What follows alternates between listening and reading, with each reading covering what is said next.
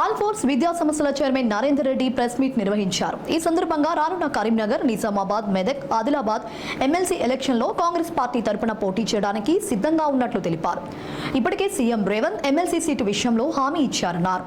పరిస్థితులు మారితే ఇండిపెండెంట్ అభ్యర్థిగా పోటీకి చెయ్యడానికి సిద్ధంగా ఉన్నట్లు తెలిపారు.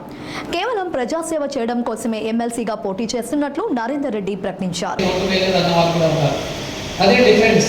ఒక రాజకీయ నాయకుడు ఎమ్మెల్యేగా ఓడిపోయిన వాళ్ళు ఎమ్మెల్సీగా మళ్ళీ పోటీ చేస్తుంటారు, లేదా ఒక ఎంపీగా ఓడిపోయిన వాళ్ళు ఎమ్మెల్సీగా పోటీ చేస్తుంటారు. అంటే ఆ రాజకీయ అన్ఎంప్లాయీని ఫుల్ఫిల్ చేసుకోవడానికి ఎమ్మెల్సీగా పోటీ చేసి ఎమ్మెల్సీ అనే ఒక ట్యాగ్ లైన్తో మళ్ళీ వాళ్ళ రాజకీయాన్ని కంటిన్యూ చేశారు తప్ప కానీ మరి చాలా తక్కువ నిరుద్యోగుల గురించి ఉద్యోగుల పక్షాన మళ్ళీ వాళ్ళ గొంతుకగా నిలిచిన ఎమ్మెల్సీలు చాలా తక్కువ.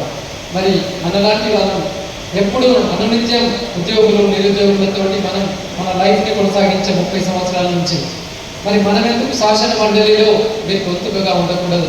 వీరి సమస్యల పట్ల ప్రభుత్వంతో వీరి సమస్య పరిష్కారాల పట్ల ప్రభుత్వంతో ఎందుకు డీప్గా మనం చర్చించి వాటికి సొల్యూషన్ కనుక్కోకూడదు?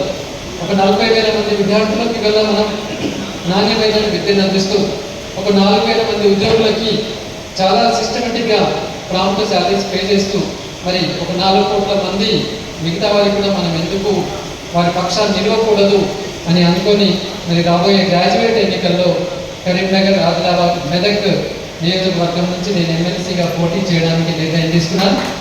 దీనికి మా పూర్వ విద్యార్థులు, మా మిత్రులు, ఫ్యామిలీ మెంబర్స్ అందరూ కూడా ఎస్ అని చెప్పి ఉన్నారు.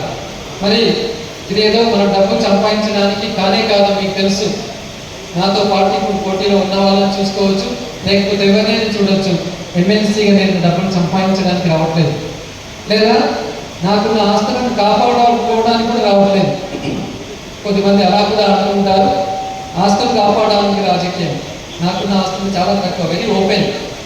గుర్తుపెట్టుకోవాలి మిత్రులారా, ప్రతి పైసా కళాశాలలో సంపాదించింది నేను మళ్ళీ విద్యార్థుల కొరకే నాణ్యమైన విద్య కావచ్చు, మంచి ఫెసిలిటీస్ కావచ్చు, మంచి బిల్డింగ్స్, చైనా కార్పొరేట్లకు దీటుగా మనం మంచి విద్యను అందించాలన్న తపన కొద్దీ వచ్చిన ప్రతి పైసాను కూడా మళ్ళీ విద్యార్థులకే వెచ్చించి ఒక మంచి ఇన్ఫ్రాస్ట్రక్చర్ని ప్రొవైడ్ చేయడంలో కావచ్చు, లేటెస్ట్ టెక్నాలజీ ప్రొవైడ్ చేయడంలో కావచ్చు, దానికే వెచ్చించాను తప్ప కానీ నేనేదో రియల్ ఎస్టేట్లో ఇన్వెస్ట్ చేయలేదు, లేదా బార్లలో, వైన్ షాప్లో ఇన్వెస్ట్ చేయలేదు, లేదా ఇంకేదో దాంట్లో కూడా నేను ఇన్వెస్ట్ చేయలేదు, లేదా ఫామ్ హౌస్లు కూడా నేను కట్టలేదు. నాకున్న ప్రాపర్టీస్ అంతా కూడా వెరీ ఓపెన్, నా ఇన్స్టిట్యూట్స్. కాబట్టి దాన్ని కాపాడుకోవాలన్న పెద్ద నాకేం లేదు.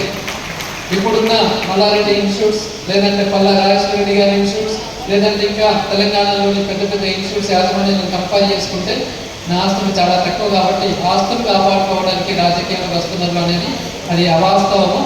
నాకు ఆస్తులు ఉన్నాయే తక్కువ.